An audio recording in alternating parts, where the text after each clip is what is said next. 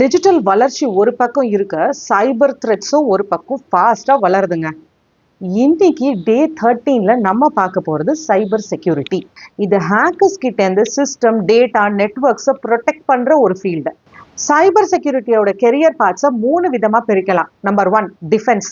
Analyst and security operation centre. ஒரு secure சிஸ்டமை maintain பண்ணி ரியல் டைம் மானிட்டரிங் பண்ணுறது மூலியமா சைபர் அட்டாக்ஸை ஸ்டாப் பண்ணுவீங்க. Offence, ethical hackers.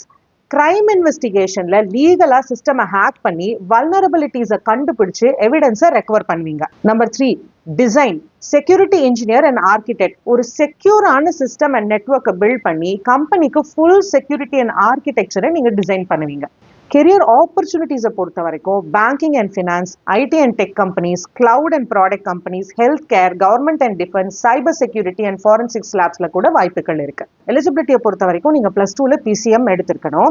And cyber செக்யூரிட்டிலேயே பிடெக், பிஎஸ்சி, பிசிஏ ஆஃபர் பண்றாங்க. இது யாருக்கு சூட் ஆகும்? நீங்க ரிசர்ச் அண்ட் இன்வெஸ்டிகேஷன் மைண்ட் செட்ல இருக்கீங்க அண்ட் உங்களுக்கு சிஸ்டம் பேஸ்டு டெக்னிக்கல் ஒர்க் ரொம்ப பிடிக்கும், நீங்க ஒரு லாஜிக்கல் திங்கரா இருக்கீங்க அப்படின்னா கண்டிப்பா இந்த கோர்ஸை உங்க பக்கெட் லிஸ்ட்ல வச்சுக்கோங்க.